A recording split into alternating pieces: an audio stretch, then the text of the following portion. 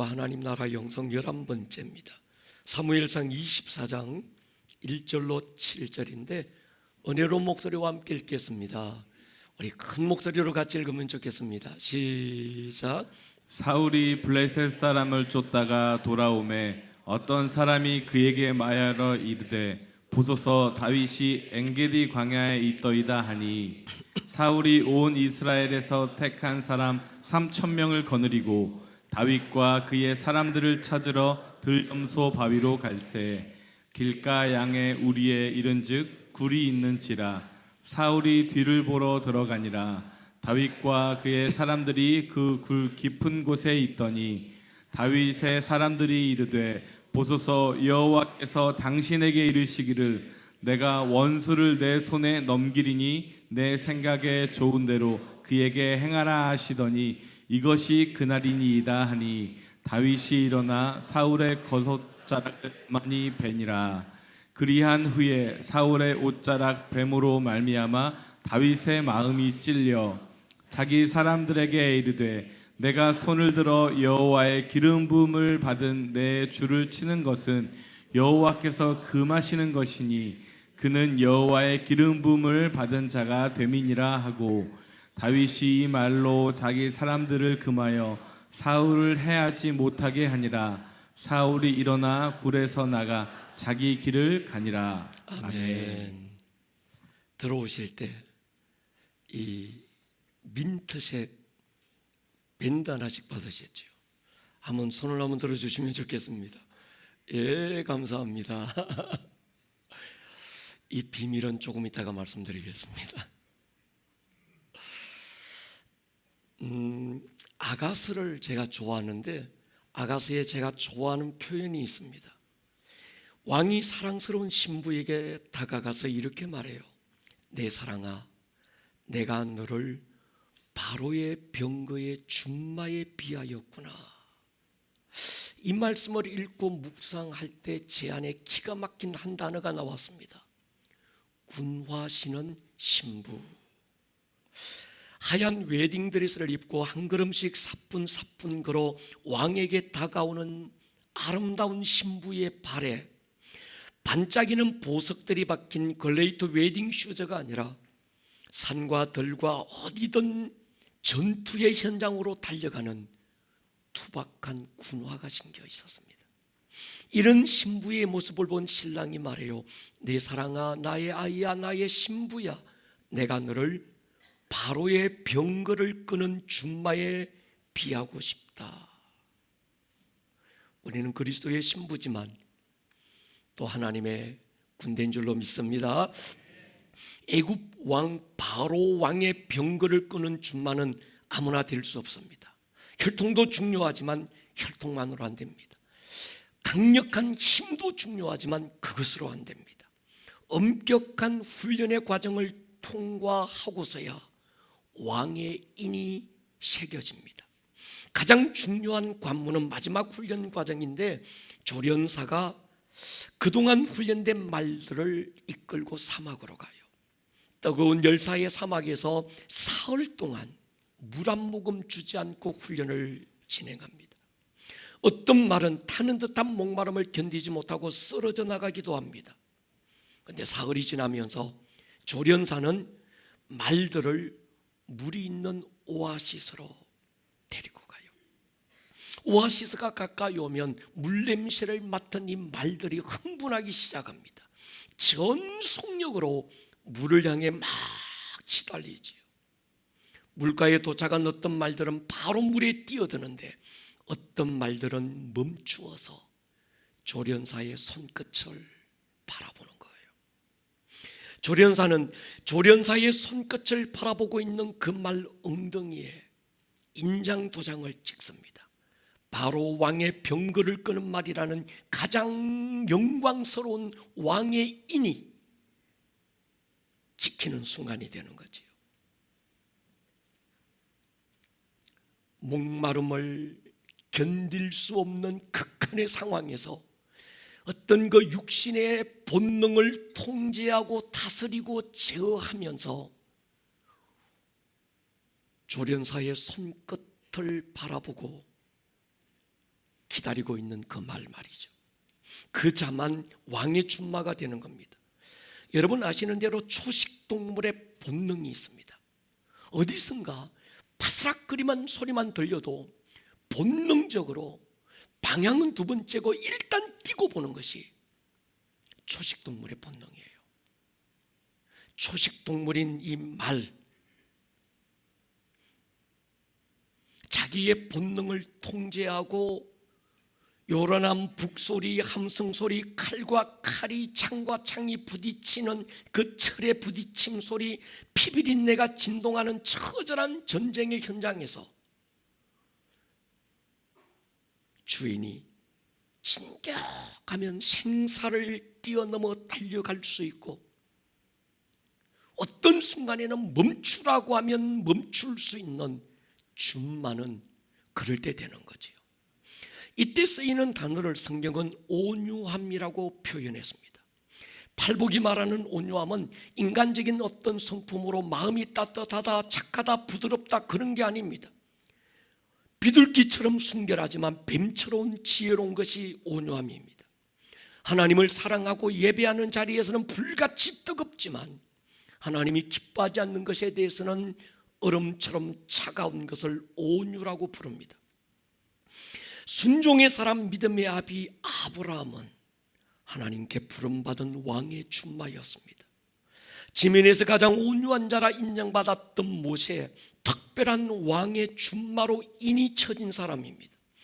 여리고를 돌면서 왕의 손끝 바라보고 있었던 요수아가 그랬고, 죽으면 죽으리라 에스더가 그랬습니다. 자신을 노리는 적들 앞에서도 예루살렘을 향하여 난 창을 열어놓고 예전에 하던 대로 하루에 3번씩 하늘의 하나님을 향하여 얼굴을 들고 예배하고 기도했던 다니엘은 하나님의 준마로서 왕의 의인이 지킨 하나님의 사람들이었어요. 인간적인 모든 욕심, 본능까지 성령의 음성에 통제되는 사람들을 가리켜서 팔복 가운데서 정말 지성소 안에서 받는 그 복, 온유한 사람이라고 이름하는 겁니다. 그런 것 같아요. 여러분, 지금 이 시즌에는 잘난 사람, 가진 사람, 똑똑한 사람, 엘리트가 필요한 것이 아니라 내 자신의 육체의 본능을 통제하고 인간의 이성과 인간의 논리를 통제하고 뛰어넘어서 왕의 손끝을 바라볼 수 있는 사람, 하나님의 준마, 하나님의 인이 쳐진 그런 사람들이 일어나야 될 때인 줄로 믿습니다. 문제는 왕의 준마는 태어나는 게 아니라 만들어진다는 데 희망이 있는 거지. 살아계신 나의 하나님, 나와 우리 교회를 왕의 준마로 사용하여 주십시오. 왕의 인을 쳐주셔서 왕이 다스리고 쓸 수 있는 준비된 자가 되게 하여 주십시오. 오늘 본문에 등장하는 다윗이 왕의 준마가 되기 위하여 통과하는 과정들을 소개하고 있습니다.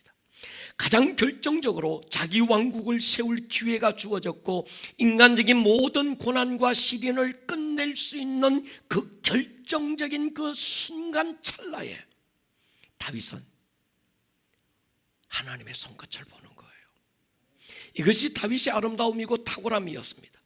여러분, 다윗의 인생을 찾아보면 다윗의 인생 가운데 아름답고 탁월한 많은 순간들, 많은 사건들이 있었지만 다윗의 일생에 가장 아름다운 한 순간, 한 사건을 꼽으라고 한다면 저는 오늘의 다윗의 모습을 꼽고 싶어요.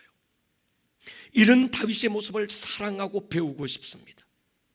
어쩌면 오늘 본문의 이 훈련 과정을 다윗이 통과하지 못했다면 한때 선택받은 왕의 준마였던 사울이 왕이신 하나님의 손에 버려지는 것처럼 다윗도 버려지고 말았을 거예요. 사무엘에게 왕으로 기름 부음 받은 다윗, 골리앗 때려 눕히고 스타가 돼서 수많은 팬클럽을 이끌었습니다. 어디를 가더라도 사람들은 데이빗 이름을 새긴 피켓을 손에 들고 오빠 부대로 따라다녔습니다. 사울은 천천히고 다윗은 만만히로다. 그것도 사울 왕이 듣고 있는 자리에서 눈치가 없어도 이 정도로 없었던 몇 여인들의 노래소리에 사울 왕의 눈이 뒤집어지고 말았어요. 분별 없는 여인들의 노래가 사울 왕의 사악한 마음에 기름을 붓고 불을 지르고 말았습니다. 사울은 이날 이 한 사건을 통해서 다윗을 주목하기 시작했고, 질투와 분노는 시간이 흐를수록 기름이 더 부어져서 이젠 다윗을 주목하는 것을 넘어서 다윗을 죽이는 일에 자기의 전부를 걸고 있습니다. 다윗이 자신을 죽이고 왕의 자리를 빼앗을 것이라고 하는 망상에 사로잡힌 거예요. 사울의 이 망상을 배경에 악한 영이 사로잡고 있다고 성경은 기록합니다. 여러분, 한번 의심하고 미워지면 그 마음을 걷잡을 수 없는 게 인간의 마음입니다.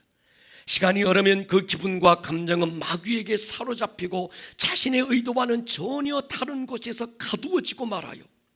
일어나지도 않는 일들 마치 일어나는 것처럼 상상하게 되고, 일어나지 않을 그 일도 마치 일어날 것처럼 망상에 포로되어 끌려다니는 거예요. 망상, 망하는 생각이에요. 망상, 죽은 생각입니다. 여러분, 산 생각이 있는가 하면 죽은 생각이 있어요. 망하게 만드는 생각이 있는가 하면 흥하게 하는 생각이 있습니다. 여러분의 모든 생각이 하나님으로부터 온 생각으로 가득하기를 축복합니다. 성령님은 우리를 살리는 생각으로 감동을 주시는데, 마귀는 죽이는 망상으로 우리를 충동케 하는 겁니다. 내게서 일어나는 생각이 성령님으로부터 온 것인지 아니면 마귀로부터 온 것인지에 대한 분별력이 필요한 거예요. 하나님으로부터 온 생각은 나를 살리고 공동체를 살리고, 그러나 마귀로부터 온 죽은 생각은 나만 죽이는 게 아니라 나와 연결되어 있는 모든 공동체를 죽이는 거예요. 가룟 유다의 마음에 예수를 팔려는 생각을 집어넣은 존재가 마귀라고 성경은 기록합니다. 영의 생각은 생명이고 평안이지만 육은 두려움, 절망, 좌절, 시기, 미움, 분노, 망상인 줄로 확신합니다. 모든 망상은 끊어버리고 하나님으로부터 온 영의 생각에 동의할 수 있기를 주의 이름으로 축원합니다. 사울이 자신을 죽이려는 사실을 알고 다윗이 광야로 도망가요.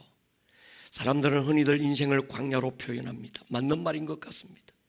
인생은 광야처럼 하루를 살아내기가 여간 어렵지 않습니다.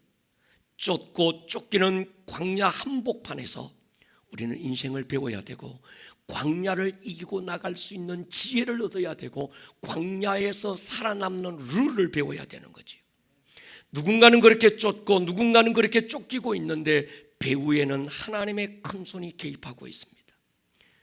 광야라고 다 망하는 게 아닙니다. 같은 광야에서 누군가는 망하고 누군가는 세워지는 거예요. 같은 광야인데 누군가는 왕의 자리에서 끌어내리고 있고 누군가는 왕의 자리에 다시 세워지고 있는 것이 광야의 법칙이었습니다. 여러분, 광야를 지날 때 우리가 철저하게 지켜야 될 게 있어요. 오늘은 제가 이걸 아주 막 작심을 하고 제가 썼습니다. 따라하십시다.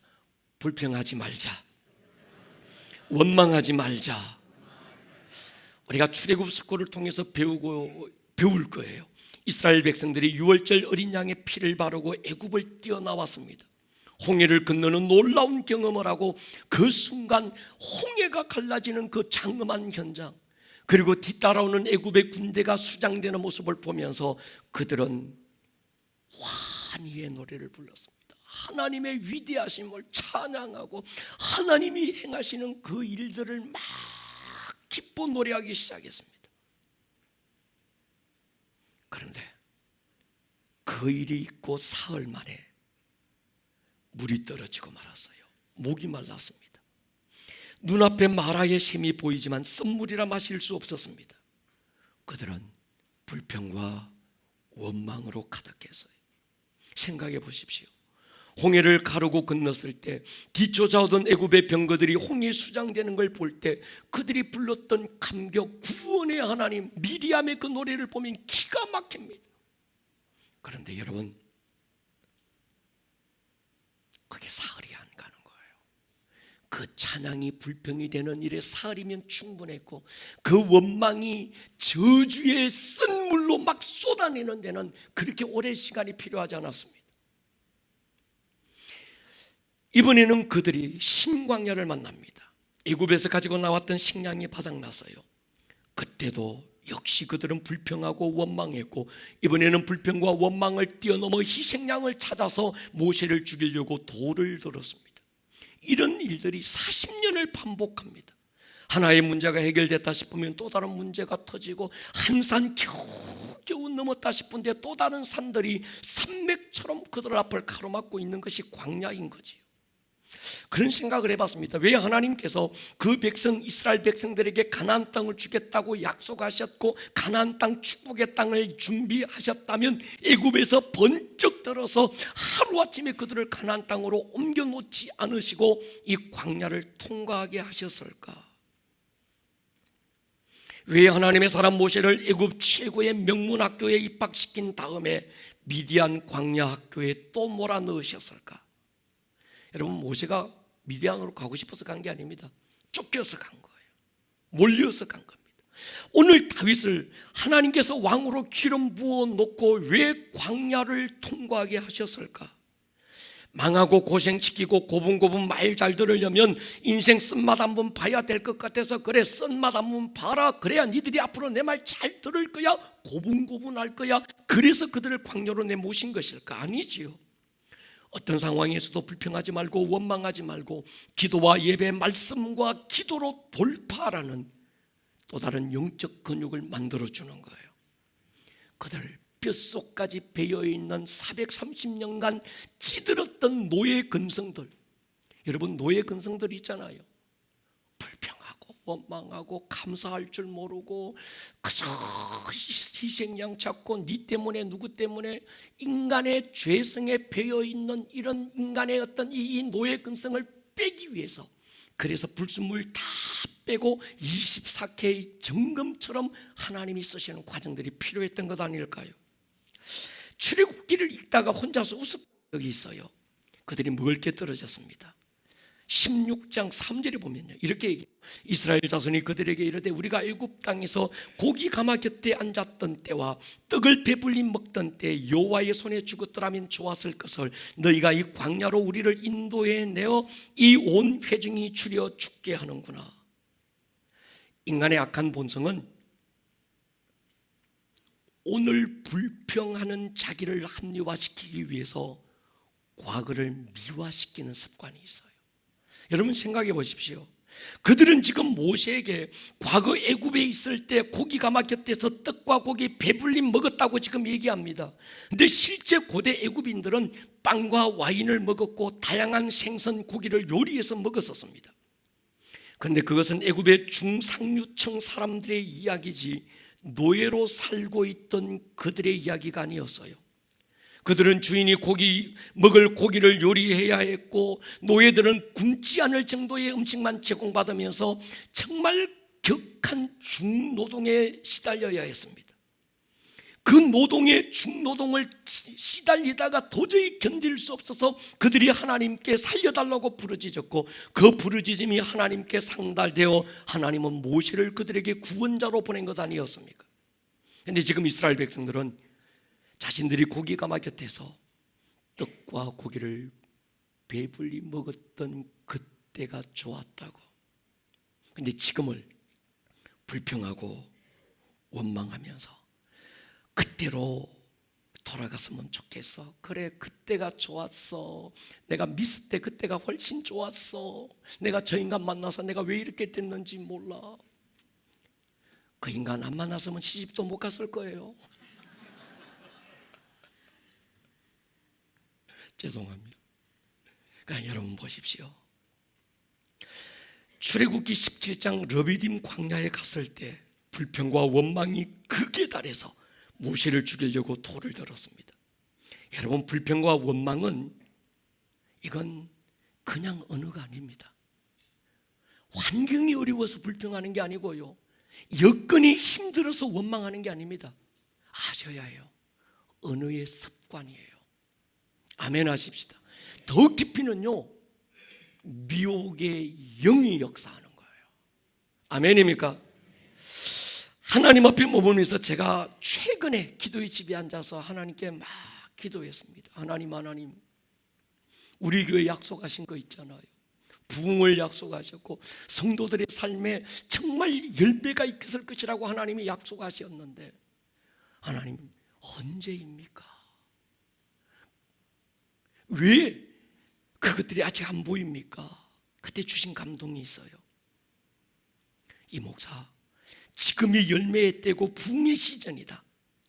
문제는 내가 안 주어서가 아니라 이미 열매를 주었는데 그 열매가 기한 전에 떨어지고 있다는 거예요. 제가 다시 물었습니다. 하나님, 무엇이 기한 전에 열매가 떨어지게 만듭니까? 그때 하나님이 주신 마음이 있어요. 불평이라는 거예요. 원망이라는 거예요. 여러분, 사람은요 자기 입술에 열매를 먹고 삽니다. 기도를 적게 해서가 아닙니다. 헌신의 분량이 적어서도 아닙니다. 여러분의 입을 지키지 못해서 그런 거예요. 여러분 보십시오. 우리나라도 보면요, 이 9월이 이제 시작되는 첫 주인데 이 9월이 오면 이 9월만 잘 넘기면 추석이 오고 서리가 내리면서 맛있는 과일들이 극상품이 돼서 쏟아져 나옵니다. 그런데 대개가 이 9월을 못 견디는 거예요. 9월이면요 태풍이 여기저기에서 트라이앵글로 막 3개, 4개, 5개가 이 태풍이 몰려오는 시즌이 지금이거든요. 요 시즌만 딱 넘기면 맺었던 열매들이 극상품이 돼서 최고의 어떤 그 기쁨이 될 수 있는데 요 9월을 못 넘기는 거예요. 사람은요 자기 입의 말로 집을 짓고 삽니다. 거미가 자기 몸에서 나온 실로 자기 집을 짓는 것처럼, 누에가 자기 몸에서 나온 실로 자기 집을 짓는 것처럼 사람도 자기 입에서 나온 말로 자기 집을 지어요. 어떤 사람은요 감사와 기쁨과 감격의 집 안에 살고 있고, 어떤 사람은 모든 것들이 충족됐는데도 불평하고 원망하는 집을 짓고 사는 거예요. 제가 이 하나님 주시는 응답을 손에 다시 붙들고, 그래 이번 기회에 이 9월로 딱딱하게 굳은 밭은 좀 갈아엎고 짱돌 골라내고 가시덤불 다 제거하고 우리 옥토가 되십시다. 그래서 불평 안 하기 프로젝트 21일, 그래서 여러분 노 컴플레인 20일, 할렐루야. 그냥 하지 말자 그러면 또 하니까 밴드를 하나 끼워드렸어요. 여러분 사람은요 이게 여러분 보십시오. 닭이 알을 낳고 이게 생명으로 부화되는데 걸리는 시간이 21일입니다. 어떤 습관을 바꾸는데 필요한 시간이 21일이래요. 되게 불평도 의식하지 못하고 불평하는 단계가 일주일입니다. 아마 여러분들 이거 차고 있지만 내가 지금 불평하고 있는지도 모르고 불평할 거예요. 내가 지금 원망하고 있는지도 모르고 원망할 거예요. 그게 일주일입니다. 일주일을 잘 견디면 그 다음부터 민트색 밴드가 눈에 보이기 시작합니다. 그때부터는 이제 의식하면서 불평해요. 하면 안 되는데 내가 또 불평했네. 2번째 일주일, 3번째 일주일이 되면요 의식하면서 불평하지 않는 단계. 내가 진짜 불평 안 하고 있네. 야 신기하대. 요 3주를 지나고 나면 의식 안 하면서 불평하지 않는 단계가 올 거예요. 그래서 우리는 21일간 불평 없이 살아내기로 결단해 보십시다. 이건 어느 누구만 있어서는 안 되고, 이건 항상 불평은 전염성이 강합니다. 굉장한 전파력이 있는 이 영적 바이러스가 불평입니다. 남편은 불평 안 하는데 아내가 옆에서 옆구리 찌르면 나도 모르게 불평해요. 죄송합니다. 아내는 불평 안 하고 감사하는데 꼭 남편이 가시 역할을 해요.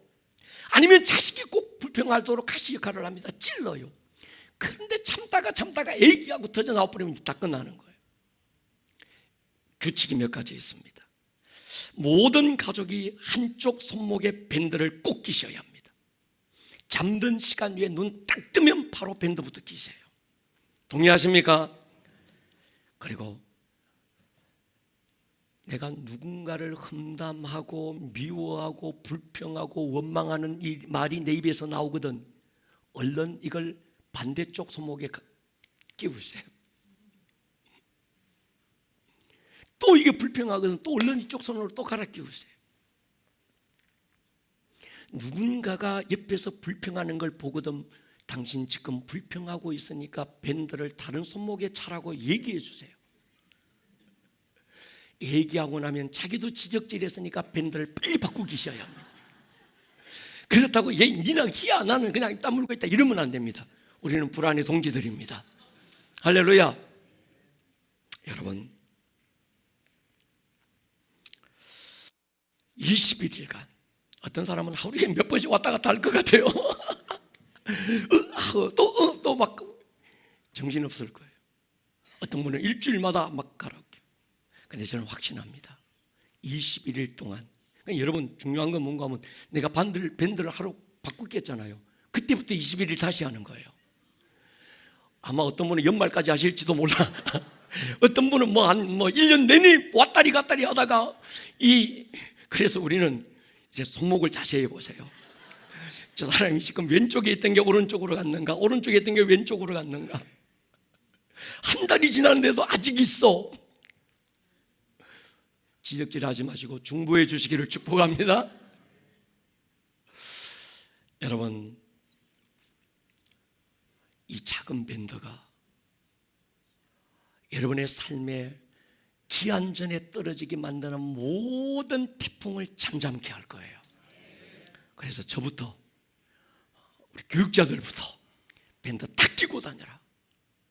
저부터 안 하려고 그래요. 제가 혹시 그러거들랑 얼른 지적질해 주시고 당신도 갈아 끼시기를 축복합니다. 자, 여러분, 사무상 22장 1, 2절 보십시오. 사울이 블레셋 사람을 쫓다가 돌아오매 어떤 사람이 그에게 말하여 이르되 보소서 다윗이 엔게디 광야에 있더이다. 사울이 온 이스라엘에서 택한 사람 3,000명을 거느리고 다윗과 그의 사람들을 찾기 위해서 덜렴소 바위로 갔다. 지금 사울은 3,000명의 훈련된 정예 부대를 데리고 온 이스라엘 광야를 이잡듯 뒤지고 있습니다. 여러분이 3,000명이라는 숫자는 믹마스 전투에서, 믹마스 전투는 뭔가 하면 다윗이 그 블레셋 군대와 싸우기 위해서 사울이 데리고 갔던 골리앗과 싸우는 그 현장에 사울과 이스라엘 군대가 갔던 그 숫자가 3,000명이었어요. 그러니까 지금 이 사울은 그저 다윗 한 사람 내가 생포할 거야 이게 아니고 다윗과 전쟁을 선포하고 있는 거예요.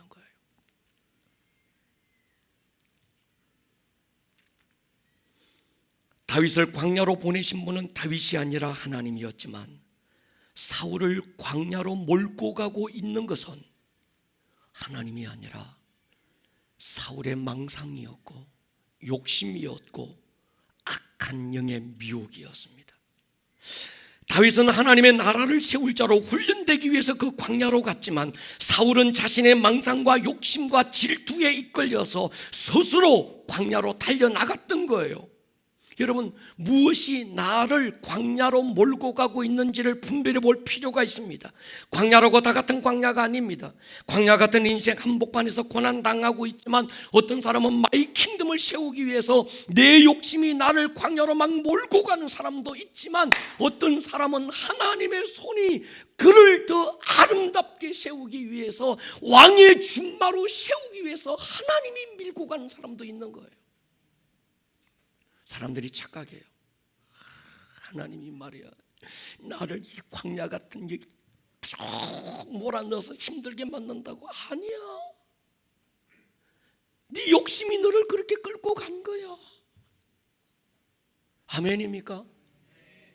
같은 광야인데, 똑같은 광야인데 어떤 사람은 그 광야에서 왕으로 세워지는데 어떤 사람은 그 광야에서 왕의 자리에서 지금 내려지고 있는 거예요. 여기 에어컨 좀 켜주세요. 여러분, 우리의 오늘은 왕의 준마로 만들어지는 과정인 줄로 확신합니다. 이때 목마름을 이기고 본능을 이겨내야 합니다. 그리고 우리는 왕의 손끝을 바라볼 수 있어야 합니다. 오늘이 나의 욕심과 불순종으로 몰려가고 있는 광야고, 나의 이 광야 끝에 정말 미혹의 영들이, 욕심이 내 안에 있는 인간의 본성이 나를 광야로 끌고 가고 있다면 적시로 멈추고 하나님 앞에 회개하고 무릎 꿇어야 될 것입니다. 그러지 않으면요, 사울의 광야를 나도 살게 돼요. 사울이 정예 부대에 3,000 군사를 풀어서 다윗 하나 잡으려고 혈안이 되어 있는데 다윗은 사울의 해를 입지 않습니다. 이유가 있습니다. 사무상 23장 14절 보십시오. 하나님이 그를 그의 손에 넘기지 않았다. 여러분, 하나님의 손이 광야 같은 내 인생에 함께하고 있다면 어떤 것도 여러분을 해할 수 없을 것입니다. 하나님이 지키시는 거예요. 하나님이 허락지 않으면, 하나님의 손이 넘겨주지 않으면 절대로 여러분들을 해할 자가 없을 줄로 믿습니다. 오늘의 광야가 두렵지 않는 이유, 다윗의 어떠함이 아니었습니다. 하나님의 자신감이었던 거예요. 더 기가 막힌 은혜가 있습니다. 다윗을 죽이려고 3,000의 군대를 동원했던 사울을 다윗의 손에 맡기신 한때 이상한 순간이 찾아온 거예요. 오늘 우리가 읽은 본문은 여기에 포커스합니다. 사울이 다윗을 죽이려고 엔게디 덜염소 바위라고 이름하는 광야로 들어왔는데 어느 한순간에 보니까 다윗이 사울을 추격하고 사울이 다윗의 손에 맡겨지는 한순간이 온 거예요. 아마 저와 함께 이스라엘을 가신 분은 이 엔게디 광야를 늘 갑니다. 돌아보면 사해 바다가 아주 아름답게 쫙 펼쳐 있고, 거기 주차장에 우리는 차를 파킹하고 티켓 하나 사서 어디로 가는가 하면 덜염소 바위로 우리는 다 올라갔었더랬었어요. 중간중간에 크고 작은 동굴들이 많습니다. 근데 그 끝에 가면 큰 폭포가 참 신기합니다. 그래서 우리 권사님들 보면, 목사님요, 나는요 다리 아파가지고 더 못 가겠어요. 그래서 목사님 갔다 오면 내가 있을게요. 이런 분들도 엔게디 가면 다 간대. 그 장관을 보겠다는 거예요. 여러분, 엔게디 대략 어림잡아도 수백 개가 넘을 듯 싶은 동굴들 가운데 하필이면 다윗이 숨은 동굴 안으로 사울이 들어가요.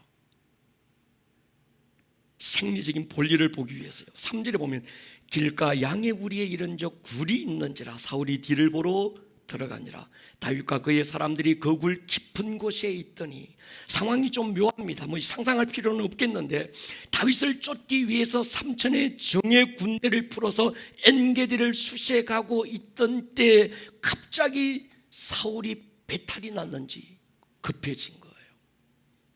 생리적인 현상을 해결하기 위해서 사람들이 보지 않는 동굴 안으로 들어갔습니다. 군대들은 다 따로 두고 혼자만, 그리고 무장을 해제했어요. 그리고 바지까지 내렸습니다. 묘하게도 그 뒤에 동굴 안 깊은 곳에 다윗과 600명의 다윗의 군대가 거기 있었어요. 분명히 사울이 다윗을 쫓고 있었는데 지금 이 순간은 사울의 목숨이 다윗의 손에 붙여진 거예요. 쫓는 자가 쫓기는 자가 되었고, 쫓기는 자가 쫓는 자가 되고 말았습니다. 3,000의 군대 풀어서라도 반드시 죽이겠다고 온갖 수단 다 동원했는데 머리털 하나 상하게 할 수 없었던 사울이 일순간 다윗 손에 모든 무장이 풀어 해제된 채 바지까지 내려진 상황으로 다윗의 손에 지금 맡겨지고 있는 상황이, 그림이 오늘 이 그림인 거예요. 저는 믿습니다. 쫓긴다고 영원히 쫓기는 게 아니다. 할렐루야. 여러분, 두려워하지 마시오. 쫓기는 걸 두려워하지 마십시오. 모든 걸 내려놓아야 될 때는 과감하게 내려놓으십시오. 그래야 사는 줄로 믿습니다. 역전의 은혜가 있는 줄로 믿습니다. 사실 다윗이 광야로 오기 전의 모습은 우리를 실망케 해서요, 마지막까지 하나님을 의지하고 하나님께 피해야 했던 다윗이 그러잖아요. 골리앗 앞에서 너는 칼과 창과 단창으로 내게 오지만 나는 내가 의지하는 이스라엘의 하나님 여호와의 이름으로 네게 간다.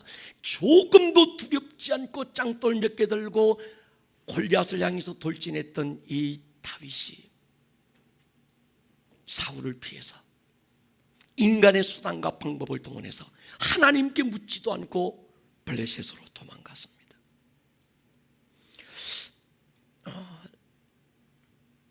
제 서재에 보면 다윗 책이 제일 많은 것 같아요.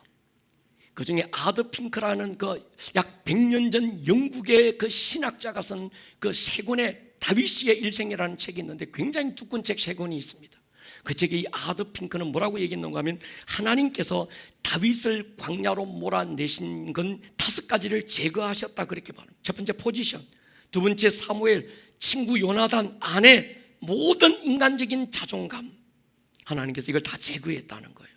골리앗을 때려 눕히고 일약 영웅이 된 그의 모든 포지션 내려놓게 만듭니다.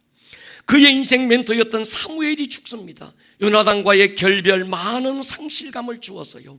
그리고 자기의 아내가 자기를 버리고 떠납니다. 입에 침 질질 흘리며 미친 채에서 겨우 목숨 구걸했던 자존감의 바닥을 경험하고 아둘람 작은 동굴로 도망갔고 하루하루 피말리는 도망자로 극심한 외로움을 감당하며 하루하루를 견디고 있던 이 다윗이었습니다. 다 끝난 줄 알았어요. 그런데 하나님은 그 상황에서 하나님의 손끝만 바라볼 수 있도록 하나님께서 다윗을 왕의 준마로 세우고 있었던 거예요. 사울은 다윗 한 사람을 쫓고 있었는데 다윗은 하나님 한 분을 쫓고 있었습니다. 여러분, 다윗의 원띵 오직 한 가지는 화려한 왕궁에서 만들어진 게 아니었습니다. 쫓고 도망가고 쫓기고 어디에도 의지할 곳 없는 습기 젖은 광야의 동굴 안에서 만들어지고 있었던 거예요. 이것을 유진소 목사님은 하나님의 자신감이라는 책에서 그렇게 밝혔습니다. 하나님께서 다윗을 이런 광야로 몰아내신 건 다윗의 인격이나 능력을 믿은 것이 아니라 다윗을 향한 하나님의 자신감을 믿었다는 거예요.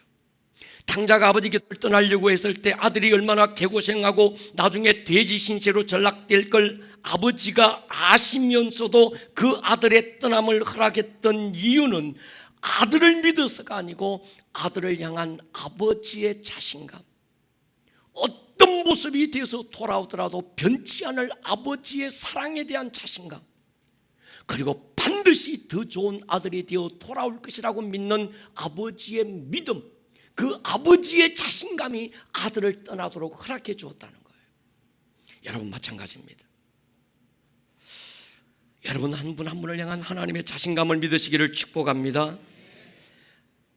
하나님은 여러분에 대해서 자신이 있어요. 목사님, 나는 약하고요, 나는 할 수 없고요, 나는요 루저고요, 나는 아닙니다. 하나님 여러분들을 믿으세요. 할렐루야. 여러분에 대한 자신감이 있는 줄 믿습니다.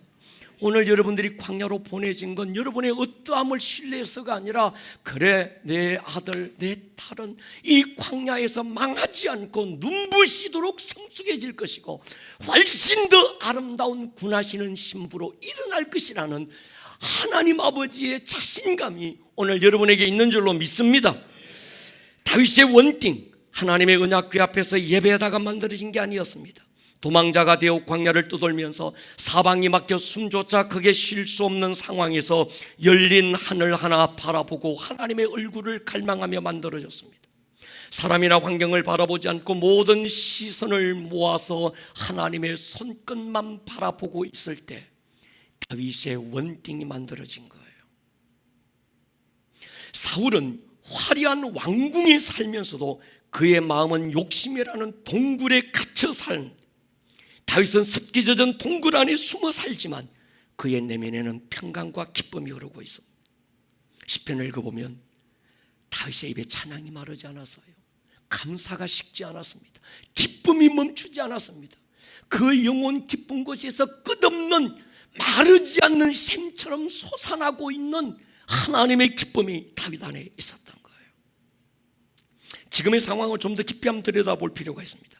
지금 사울이 바지 내리고 모든 무장 해제하고 경호원들 뒤로 하고 작은 동굴 안에서 뒤를 보고 있어요. 그 뒤에서 구린내 맡으면서 다윗과 그의 신하들이 숨어 있은 거예요.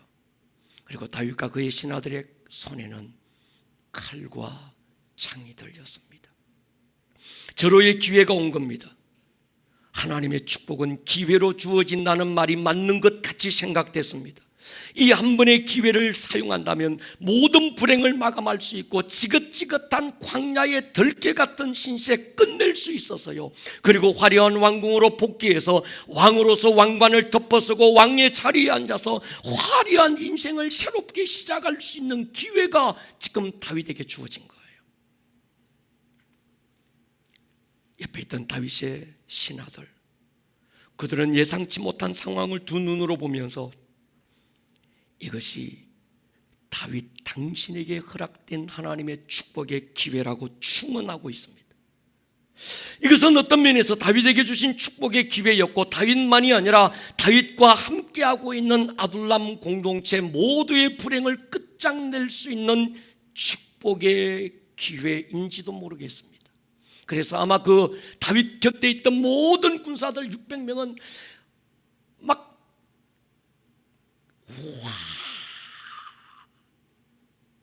기뻐서, 그래서 다윗에게 막 부추겨요. 다윗이요, 하나님이 주신 거예요. 하나님의 기회입니다. 이걸 놓치면 안 됩니다. 지금 하나님의 손이 당신과 함께하고 있다는 거예요. 여러분, 모든 사람들이 하나님이 축복의 기회라고 바라보고 있는 이 상황을 전혀 다른 시선으로 바라보고 있는 한 사람이 있었던 거예요. 다윗이죠. 다윗은요, 아니야, 축복의 기회가 아니라 하나님의 시험이야. 여러분, 다윗은 적지 않은 기도로 세월을 보냈습니다.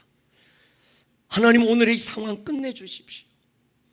쫓기는 것도 한두 해지, 피를 말리는 이 상황 하나님 언제쯤이면 끝날까요? 어느 때면 언제이면 광야의 이 기간이 끝이 날까요? 하나님 앞에 몸부림치고 하나님 언제까지냐고 기도해 왔습니다. 그리고 지금 기도의 응답인지 모르지만 그런 상황이 눈앞에 펼쳐져서요, 합당한 명분도 분명히 있었습니다. 사울은 하나님께 버림받았어요. 미친 갱입니다. 그리고 나는 이미 사무엘을 통해서 왕으로 기름 부음 받은 거예요. 그리고 자기만이 아니라 주변에 있는 모든 사람들이 다윗이요, 기회입니다, 하나님이 주신 겁니다, 너무 명분도 분명한 거예요. 그런데 다윗은요, 하나님의 손끝을 보는 거예요.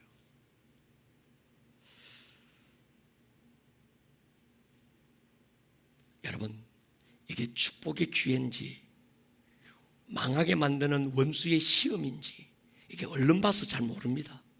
근데 분별할 수 있는 게 있습니다.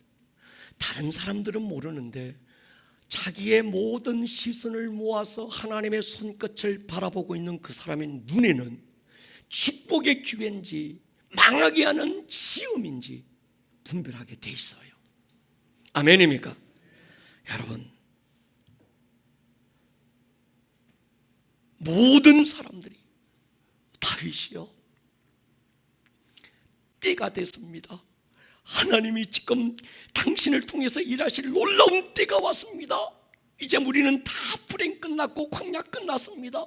하나님이 이렇게 당신에게 축복의 기회를 주셨습니다. 할렐루야. 이럴 때 다윗은요, 아니야, 이건 시험이야. 할 수 있는 사람, 여호와의 기름 부음 받은 자를 기름 부음 받은 손으로 해야 하는 건 하나님이 원치 않는다는 거예요. 여러분, 다윗의 탁월함, 다윗의 모든 아름다움, 다윗의 모든 위대함은 바로 엔게디 동굴에서부터 시작됐다고 저는 믿습니다. 우선 멈춤,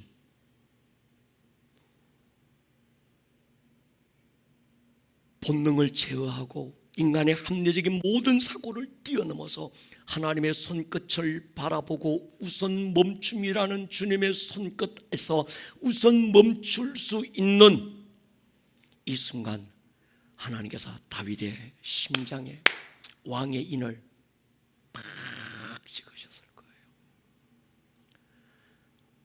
저는 그러고 싶습니다. 아멘입니까? 하나님께서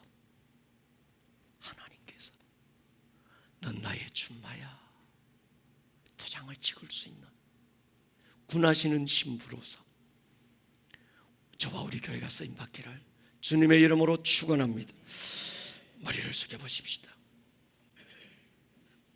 여러분, 얼마나 많은 사람들이 이것이 하나님의 뜻이라고 포장하고 이것이 교회를 위한 일이고 나라를 위한 하나님의 뜻이라고 말하면서 자기 킹덤을 세우는 사울들이 얼마나 많은지 아십니까? 입에는 늘 하나님의 음성을 들었다, 그의 입에는 늘 하나님의 뜻이라는 걸 달고 사는데 사실 깊이 들여다보면 사울의 얼굴을 하고 사는 사람들이 얼마나 많은지 아십니까? 하나님,